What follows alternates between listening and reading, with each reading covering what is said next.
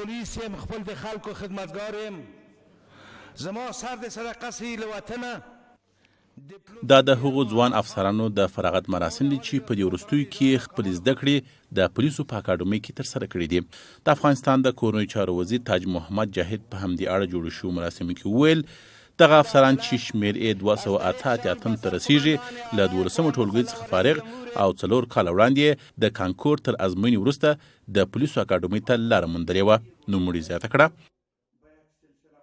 فرزندان کشور با سپری نمودن 4 سال دوره تحصیلی خود در اکادمی پلیس افغانستان با تلاش‌های فراوان و زحمت‌های زیاد خواندن درس شب و روزی که توانستند که امروز ما شاهد فراغتشان باشیم و این دوره خود با موفقیت سپری کنند. امنیتی با استفاده از این فرصت آمادگی‌های آمتان به خود می‌گیرند.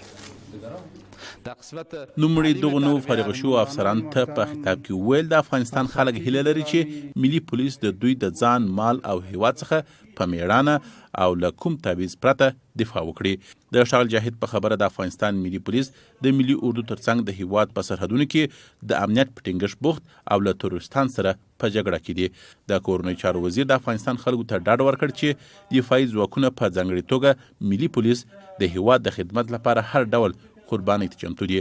د نویو فارغ شوو افسرانو له ډلې څخه یو تن افسر په دغه اکاډمۍ کې د یو شمېر ستونزو یادونه هم وکړه.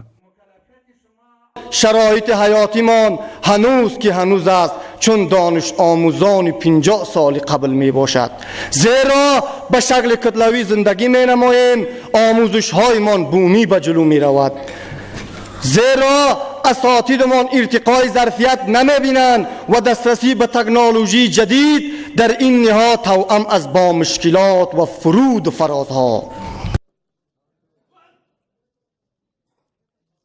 د افغانستان د کورنیو چارو وزیر ډاډ ورکوي چې د تعلیمي او تحصیلي بنسټونو پراختیا د دغه وزارت په لومړیتوبونو کې ده او په دې برخه کې به جدي هڅې وکړي. سباوون کاکړ، ازادي راډیو، کابل.